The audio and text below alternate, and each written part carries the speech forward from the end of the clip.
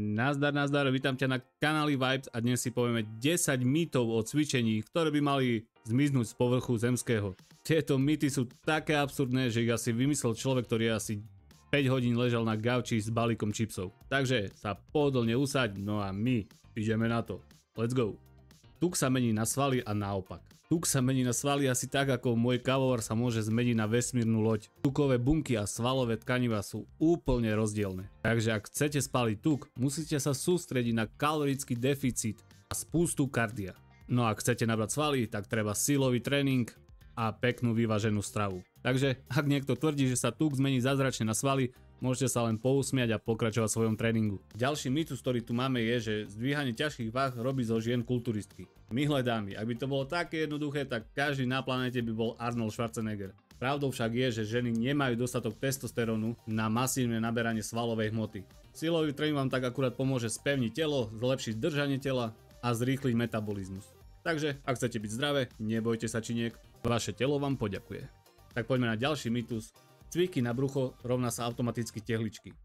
Áno, sklapovačky vám pomôžu posilniť brušné svaly, ale ak máte vrstvu tuku, tehličky neuvidíte. Aby ste dosiahli viditeľné brušné svaly, potrebujete kombinovať správnu stravu, kardio a silový tréning. Tehličky sa robia hlavne v kuchyni. Ďalej tu máme, že ak necítite svalovicu, tak ste necvičili tvrdo.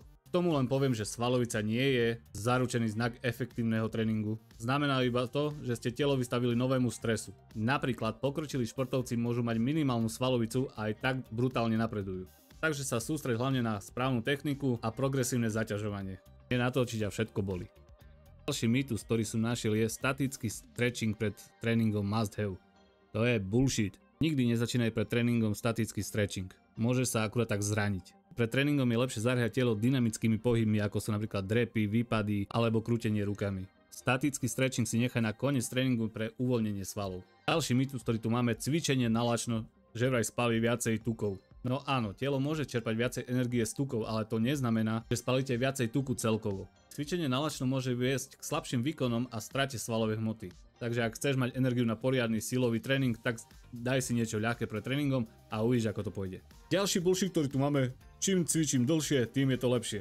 Kvalita je dôležitejšia než kvantita. Intenzívny 45-minútový tréning, kde poriadne makáš, je lepšie ako sa tam flákať 3 hodiny, tomu ver. No a máme tu mýtus číslo 8. Musím cvičiť každý deň.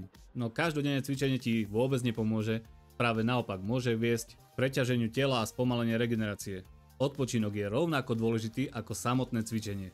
Vaše svaly rastú a silnejú práve počas regenerácie.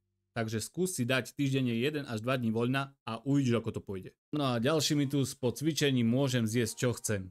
Aj keď si po tréningu zaslúžiš odmenu, nekontrolované jedenie môže negovať tvoju prácu vo fitku. Snaž sa o vyváženú stravu, dostatkom bielkovín a zdravých sacharidov.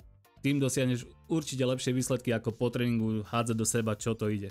A posledný mýtus, ktorý tu mám dnes, čím viac sa potím, tým viac chudnem. Prezradím ti, potenie je iba odpoveď tela na zvýšenú teplotu. Naše telo sa týmto chladí. Ak sa tvoje telo potí, stratíš akurát tak vodu z tela, tým môžeš zhodiť pár kil, ale nie je to tuk. Táto strata je iba dočasná. Takže toto bolo 10 mýtov, ktoré absurdne by mali zmiznúť z povrchu zemského. Ak si sa pobavil, nezabudni tam hodiť like, odber, napíš mi nejaký pekný komentár, o čom by si chcel ďalšie video, no a ja sa s tebou lúčim, takže zatiaľ čau.